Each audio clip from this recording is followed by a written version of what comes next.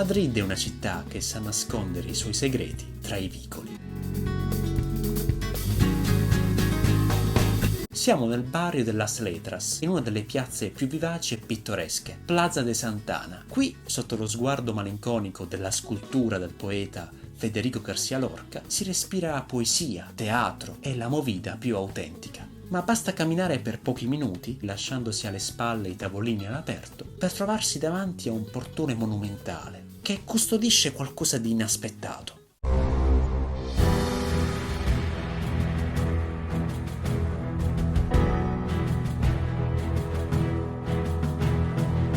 L'anima marittima di un impero che non esiste più. Oggi passiamo dai versi di Lorca ai galeoni che hanno sfidato l'ignoto, il Museo Navale di Madrid, il luogo dove la storia del mondo e della navigazione è stata scritta con l'inchiostro e con il sale.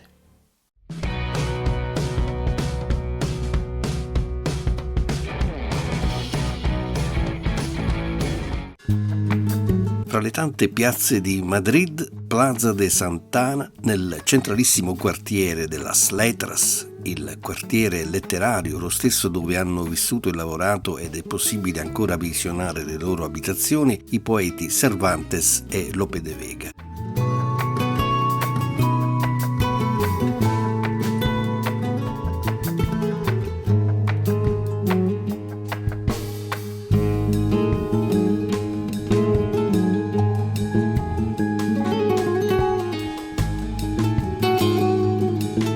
Dicevamo che la Plaza de Sant'Ana è decisamente la più bella, perché intima, armoniosa, ricca di suggestioni per i tanti riferimenti storici e culturali e, non ultimo, l'imperdibile fulcro della movida madrilena.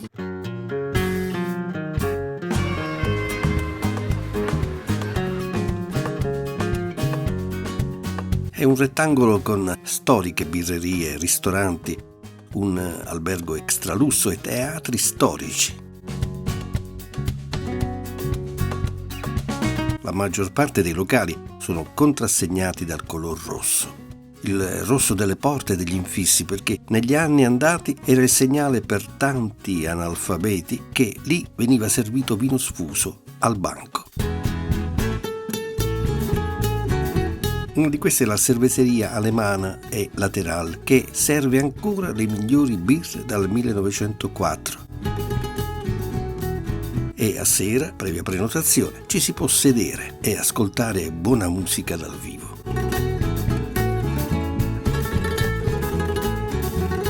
Di fianco il Grand Hotel Reina Victoria. È l'edificio più fotografato di Madrid, riconoscibile dalla slanciata ed elegante torre d'angolo che a sera si colora di viola.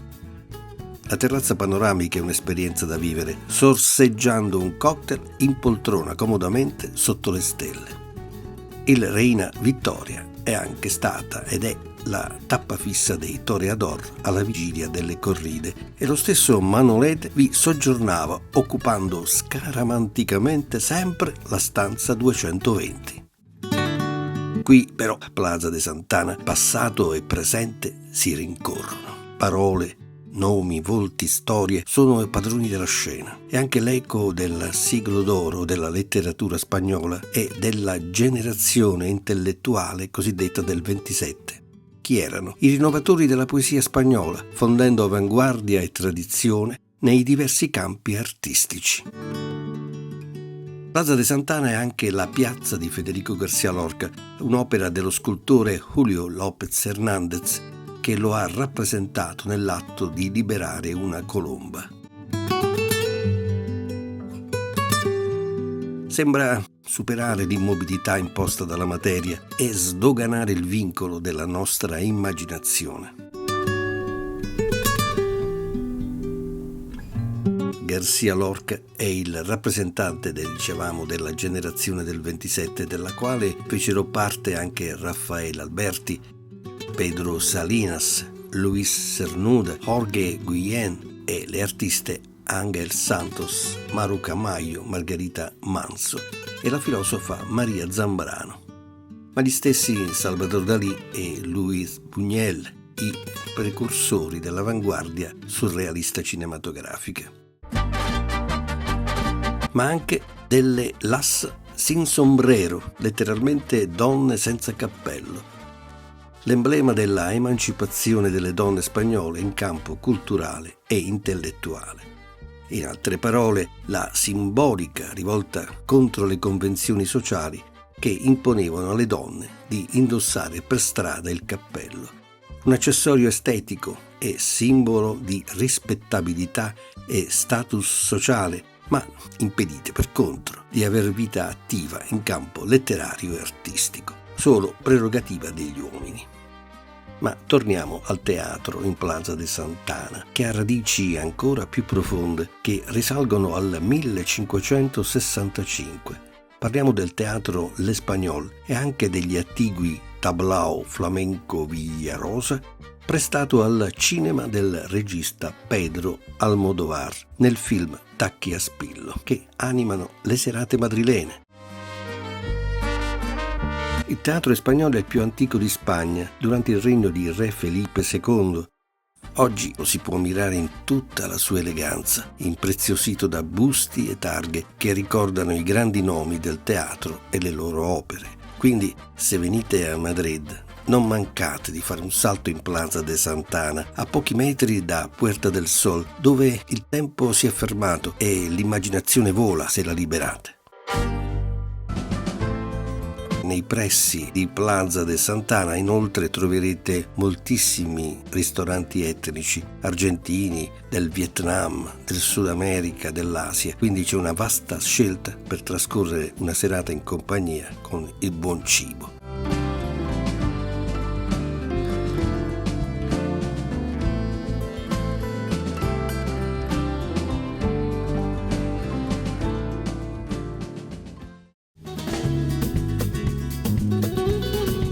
Il Museo Navale di Madrid è una tappa imperdibile della capitale, nel Paseo del Prado, all'interno del quartier generale della Marina, vicino alla Plaza de Cibeles e alla Borsa di Madrid.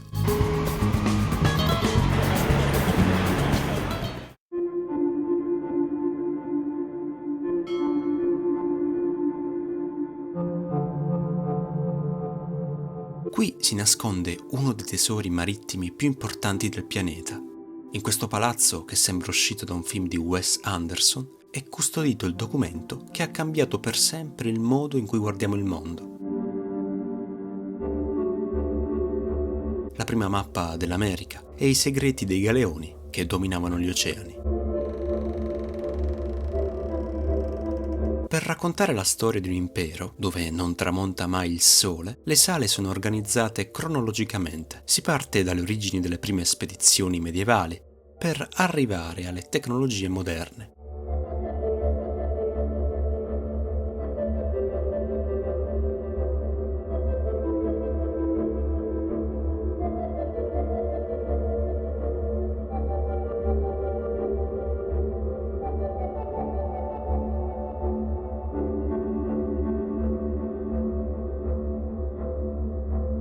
Il vero fascino sono i dettagli, polene giganti in legno, strumenti di navigazione d'oro e modelli in scala così precisi che sembra possano prendere il largo da un momento all'altro.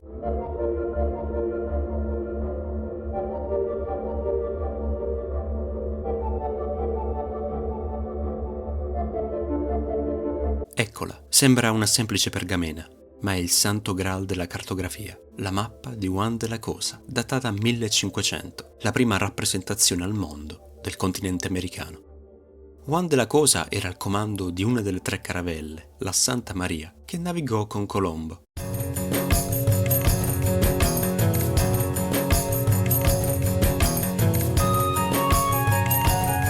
Se guardate bene, potete vedere i profili delle isole caraibiche e delle coste del Sud America, disegnati a mano libera, mentre il resto del mondo era ancora un enorme punto interrogativo. È il momento esatto in cui la storia dell'umanità si è ribaltata.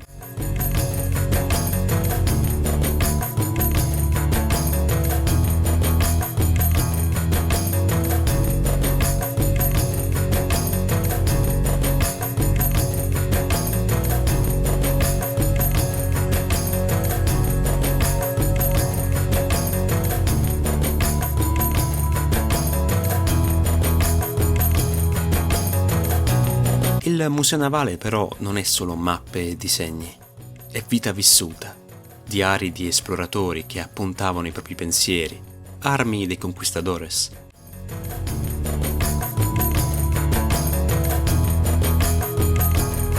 Persino resti di navi affondate con carichi di tesori di oltreoceano.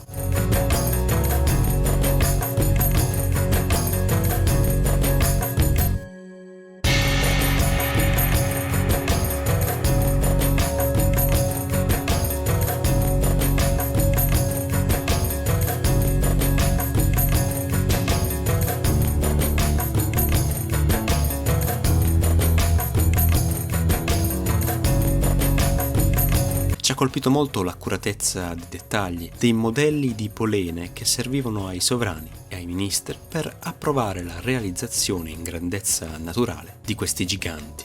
Erano i render 3D del 1700.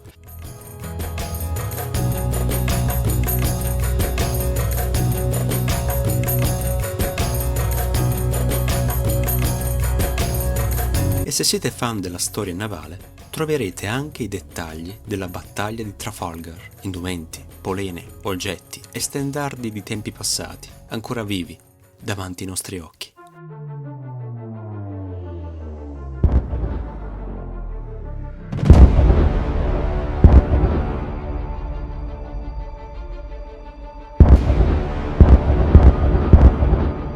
Se le mappe rappresentano il sogno dell'impero, questa sala ne rappresenta il tramonto. Trafalgar. Immaginate 60 colossi di legno, migliaia di cannoni e il fumo che oscura il sole al largo di Cadiz.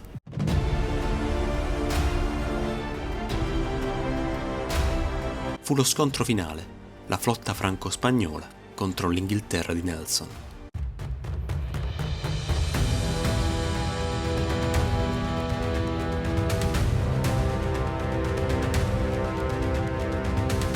La Santissima Trinidad era la nave più grande del mondo all'epoca. Aveva 4 ponti e 140 cannoni. Era soprannominata El Escorial dei mari.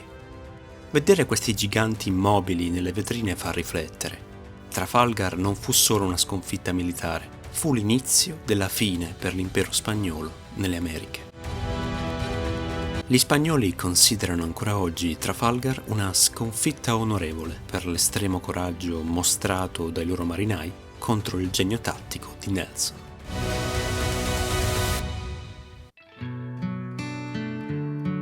L'ingresso al museo è gratuito, basta solo una donazione per permettere di ristrutturare e riportare alla luce tanto altro ancora di un luogo fatto di uomini e imprese da raccontare. È una tappa obbligatoria se siete a Madrid e volete uscire dai soliti circuiti turistici. Ricordatevi però, niente zaini ingombranti e controllate gli orari, perché chiude presto il pomeriggio. Quando si è dentro, il tempo passa velocemente. Se questo viaggio nel tempo e nella letteratura vi è piaciuto, lasciateci un like, iscrivetevi al canale se siete nuovi, attivando la campanellina delle notifiche per rimanere sempre aggiornati su tutti i nostri nuovi video in uscita e scriveteci nei commenti qual è la cosa più incredibile che abbiate visto in un museo. Fateci sapere anche cosa vi piacerebbe vedere nei prossimi video. Noi ci vediamo nella prossima avventura tra storie, curiosità, miti e viaggi incredibili. A presto!